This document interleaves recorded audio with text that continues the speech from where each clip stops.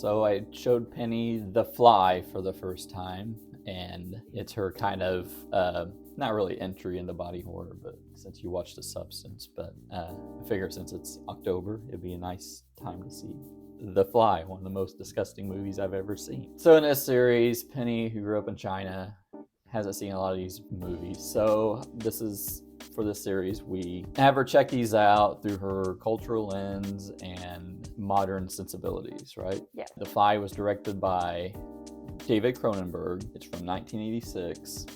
And he's kind of known like as the go-to body horror guy. Oh. He's also directed Videodrome, Scanners, and Crimes of the Future. All three are sort of body horror. Crimes of the Future is his most recent. For me, The Fly is like the pinnacle of body horror. Like, it is just like very disgusting. Like, I didn't know anything about flies, like the scientific stuff of flies, but every time a fly lands on your food, it vomits. Like in the... Oh my goodness. I did not even make that correlation. Yeah. Now I will never be able to. One of the interesting things I see from watching this, it's been about 10 years since I watched it, is that it drops you right in the middle of a conversation between the two main characters. Which I love. You know Yeah. how I love like fast-paced movie, like let's just get straight to the point. Yeah, it doesn't waste any time at all. Something that could change the world and human life as we know it. Changes a lot. Also, it's very small scale. Like, there's only like 3 characters overall in this movie, and it's sort of like a love triangle. It's mostly filmed in a basement room, which looked like a storage garage basement room. Yeah. And also, I mean, it stars Jeff Goldblum, of course, Gina Davis, and John Getz. This is actually sort of a remake of the 1950s Fly. It's a very different movie.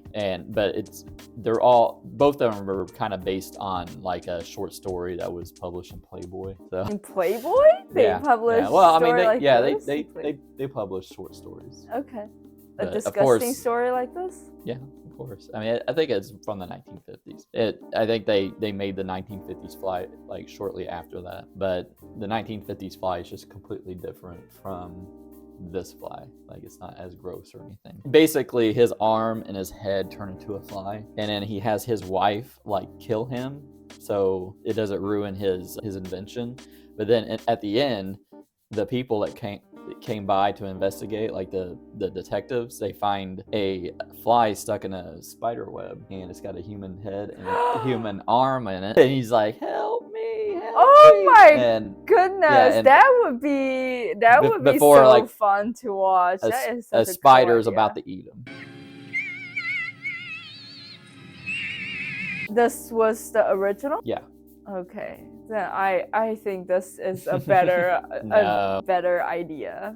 I think that would be very cool to see that. Some things I kind of saw in this, you know, with new eyes. It's almost like a superhero origin story gone wrong. You know, like how Peter Parker is bitten by a radioactive spider. He has like all these superpowers. That's basically, it definitely felt like that. That's basically what happens to him. The Fly Man. Yeah, which, I mean, also in that first part where he's like super aggressive, trying to make people go through the teleporter and everything. It's almost like he's a drug addict. Like, he's not in his right state of mind where he's super aggressive. He's almost addicted to the feeling of what his body's going through, even though he doesn't know his DNA mixed up with the fly. I wonder if at that time he's already kind of felt like something was wrong with him, even though he was like peak performance.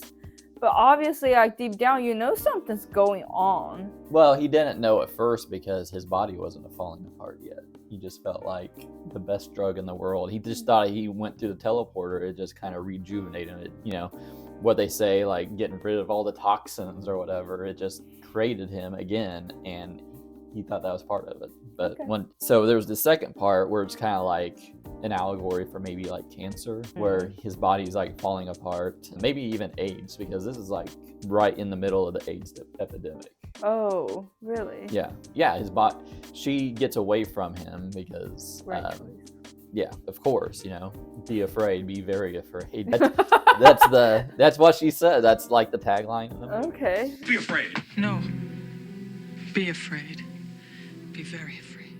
Well, they didn't take the wedding vow, so you Yeah, know. I mean, yeah, that's the one thing they changed in it. Like, you know, in the 1950s, probably in the short story too. I haven't read the short story. They're married, but this is just him and a girlfriend. No vow. And yeah, and then he calls her like a few weeks later, and basically he's getting pretty fucked up. Like, he can't really walk.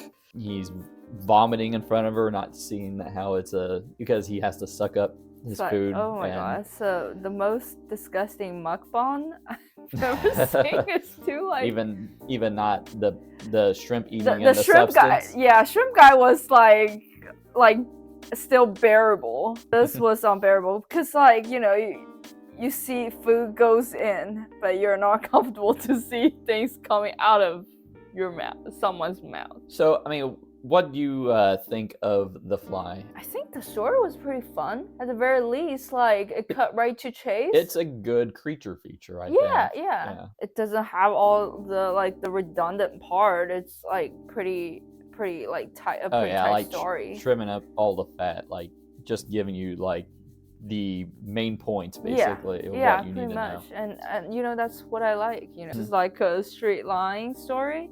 Yeah. And well, the characters I think were, even though it's just like 2-3 people in the story, I think the personality and the characters are pretty well developed. Right? Yeah. So Seth, he's kind of like this awkward guy who's probably on the spectrum or something, and he doesn't really have much to do with society, really. He's basically just working on this thing by himself, right? That's what scientists. And then he feels rejuvenated going through the teleporter, and he becomes like this pompous asshole. And then after that, like the cancer patient. So you got Veronica, who is basically, with him, but has to work with her boss, who is actually her ex-lover, and that's Stathis, which he seems like the villain, like the asshole in the first part of the story. Of course, he's taken advantage of like his power over her, but he's actually more complex than that. Like he kind of like comes through in the end. And I don't think he's a bad guy. Yeah, I mean, he's very very toxic individual, but he's layered. He's not just a one-note villain. It's like any people, right? You got your bad traits and you got your good traits. Yeah, but is that what you meant? Like there's it's only 3 characters basically, but they're very layered. I mean, yeah. And I like the characters. I think, okay, you said this is the pinnacle of like body horror for you. For me, yeah. It's very odd because when you watch these movies, you watch them almost in order, right? Like through timeline. Like you watch an early movie at an early time, and then so that is probably like the pinnacle for you. But I didn't watch like any of these movies in order, so it's very hard to say like, so it doesn't really have that for me. So what did you think of the effects for it being like the 80s? I think it was pretty good. I think it almost reminded me of some gory stuff I watched when I was a kid, like the Japanese body horror Any stuff. examples on that? No examples, because Okay. I don't know the name of those. I usually just like see them on cable, like Tetsuo the Iron Man. That's one that comes to mind. okay, whatever that is. But I think the style is similar. Yeah. Like it's very different than what we see today. But I feel like that kind of body horror does have its own style and texture to it. Yeah. I can see why it was like a big milestone for like body horror. Mm-hmm. Like I don't think it's outdated. Yeah. I'm assuming that they didn't use as much like computer stuff, and a lot of those are created by hands, and that's something that we should really appreciate. Yeah, I'm just a little sad of how the story ends, because it was a very tragic ending. Yeah, we can talk about that. Yeah, I mean, he's trying to drag her into the teleporter with their unborn child. He thinks that they can both get combined and put into the third pod that dilute the fly DNA in God him, damn. right? I think at that point his brain has already been eaten by the fucking fly gene, and he was not thinking straight. Because in what world would you put your child in a untested, unsanitary, insanitary? He's just trying to save himself, but of course he's not in his right mind either. Yeah. Be one big happy family because she's going to abort the baby anyway. Probably was a good idea, and in her nightmare that the baby that was born was like like a hybrid or something. And then Stathis, he tries to become the hero. Of course, he gets his hand and foot puked on, and I wonder, okay, I know that that's how fly eat or digest their food. I wonder if the fluid, was actually has that much of a strong acidity that can dissolve. I mean, I don't know. Get a human-sized fly and check it out. All right, and then he tries to drag her into there. Stathis shoots the cord that's connecting them. He comes out of it, and then he gets transported, but he's like combined with his pod, and he comes out like super fucked up. And basically, she's about to shoot him with the shotgun, can't bring herself, and then he just takes it and puts it to his head. And like the beginning of the movie, it starts like right in the middle of a conversation. She blows his head off, and it just ends. Like she breaks down, and that's the end of the movie. That's perfect. And you like the ending? It's just very tragic. It's a very tragic story. It is a tragic story, but like at the end, even he realized that this cannot keep going. That he wants to be put out of his own misery. Mm-hmm. So, and I think it's very adorable that she couldn't pull the trigger, because if something like that happened to you, I would not hesitate. Yeah, I think that's what makes it such a great creature feature. It's like the tragedy of it. And what I like is that he started as just a stubborn, very devoted scientist, and then he goes through different state of mind and different ways of thinking. Well, the reason he goes through the teleporter is because he's jealous. Like, she's going to see her boss, and he knows they're former lovers, and he gets all jealous, and he decides to go through it without her to see what happens. But there's a fly in it, so. Okay. First of all, if you're gonna do something like that, that's gonna, very advanced experiment. You make sure that it's 100% clean. And he was drunk, so. He was drunk. That was not a good idea. Okay, don't make decision when you're drunk. Don't make decision when you're angry. All he had to talk to was a baboon.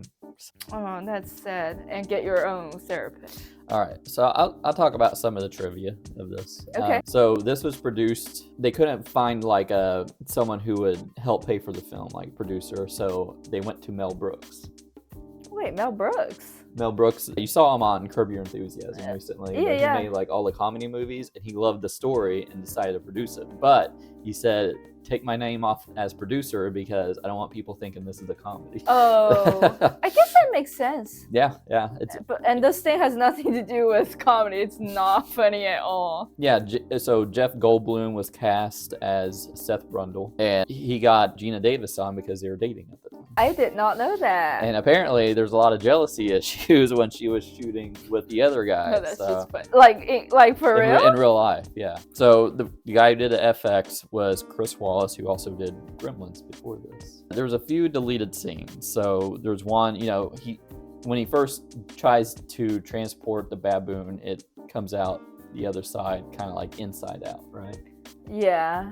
Well, he's got another baboon, but it doesn't really show in any scenes. Like the baboon's still alive, I presume. Yes. There's a deleted scene where he tries to, for some reason, he merges the baboon with a cat. Yeah, and then the cat, it comes out and attacks him, and he has to beat it to death with a pipe. It's a good thing they cut that out, though. That seems like especially cruel. I mean, you got one animal, like, torture scene almost, so it's good that you don't need two of them, right? That would be crazy if he already thought about like merging two organisms, and it already like obviously didn't work, and then when he goes through that thing, he didn't even bother to check if there's. Well, this is when he's like in the fly state, like the decrepit fly state. Oh. Yeah, he's trying to. I think it's supposed to lead into him trying to merge him To and, save himself, Yes, trying to find ways to yes. save himself. Okay. Scientists are crazy. There was a part where he has an antenna growing out of his chest. And what? An antenna, What's that? like the little things on their heads. Oh, okay. And he like rips it off. And also there was like a couple of different endings. Like so after she kills him, there's like extended endings. So there's one where she has a dream about her child that she's still pregnant with, and it's like a weird butterfly dream of a butterfly baby. It is it's definitely not a butterfly. It might be a fly.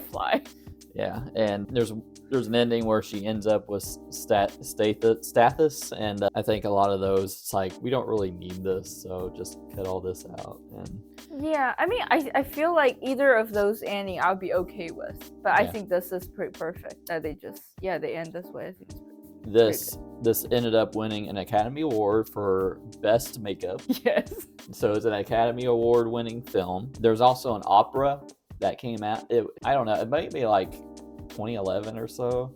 And there was an opera based, I don't think it showed around here. I think it was like maybe in the UK or something, based on The Fly. And actually David Cronenberg was involved with it. Also, there was a sequel called The Fly 2, which follows the son of Seth Brundle and Veronica. What? So, She gave birth? yeah, according to The Fly 2, she dies in childbirth, and then he's like a normal boy, but he grows up really fast. Like, he becomes an adult in like months. Come on, we all know that it ain't gonna But be then a he normal slowly boy. turns into the Fly. I'm surprised. The only returning cast member for this was the actor John Getz as Stathis. He's like, Stepdad? well, he's like, it only cost me an arm and a leg, because he's like limping around. He's like a shut-in. So give me your overall thoughts and rating of The Fly. Overall thoughts, I think I really liked the movie. Very fast-paced, good characters development, good story. I really think this is a pretty interesting story to follow. Yeah. And there was no parts that make me feel like, that's ridiculous. Like some of the movies that we've seen that you're like, that ain't gonna happen. You're like, really? But this one is actually pretty straightforward, and I kind of just followed the story and liked it. Overall rating, let's give it a 4 out of 5. I mean, obviously it is an older movie for me to watch, and sometimes, how like it gets a little bit hard for me to consume older content. But I do appreciate, that the effort that they put into that, and I'm glad they won a award for that. Yeah, I mean, I don't really have complaints for this story, so maybe it should have been more than 4 out of 5, but that's how I feel. Like, Okay. It probably won't be a movie that I will personally want to watch again. Did you find it too disgusting? Honestly, no. Really? Okay. Yeah, because body horror is not specifically disgusting for me unless that I almost feel the pain. So Yeah. if he is turning into a fly, I don't think he is really, it's not, it's like a slow, gradual evolution. Yeah. So it doesn't make me feel that painful, but obviously at the end he does say, like, the skin is dry or irritated, and obviously it's not gonna be comfortable, but it's not the same as someone like peel your skin type of thing. So Well, he does have, you don't see a lot of his body falling apart. It shows it like later on, but he's got this whole cabinet of his body parts. Oh, yeah. And do you think he experienced extreme like pain? it does seem like it hurt him, but It hurts, yeah. Obviously, I think it's it kind of hurts. fucked up to see your own body like just Falling fall apart. apart. I think his dick is in there, and See it there. yeah, I mean, you probably have to pause it and stuff, but yeah, I mean, I know everything's falling off. like of the him. ear or whatever. Yeah, Yeah. and his teeth and fingernails and stuff. So Yeah, but it didn't make me feel the pain, because it's like your birth teeth fell. It's just like, as time goes, it's supposed to. yeah, I think I'll just go 5 out of 5. This is probably one of my favorite creature movies, one of my favorite body horror movies, since when we watched The Substance, I was talking about The Fly. Like this is like great body horror since The Fly, like the greatest. Jeff Goldblum, he's like I always see him as Seth Brundle for some reason. This is one of the first movies I saw him in. Yeah, it's just such a super tight movie. Yeah. 80s is like a great decade for remakes. This is a remake of a 1950s movie. The Thing was a remake of a 1950s movie. Body horror in general just creeps me the fuck out. Like, I hate to think about my body falling apart and shit. Yeah, and I think it's probably, in my opinion, Cronenberg's best. But I love this movie. Help me. Please help me. But that's our opinion of The Fly. Penny's first time watching it. She ended up liking it. Let us know what you think of The Fly in the comments. Maybe tell us what you think of The Fly too. Should Penny watch it? But yeah, hit that like button, subscribe, and hit that bell icon. We'll see you later. Bye.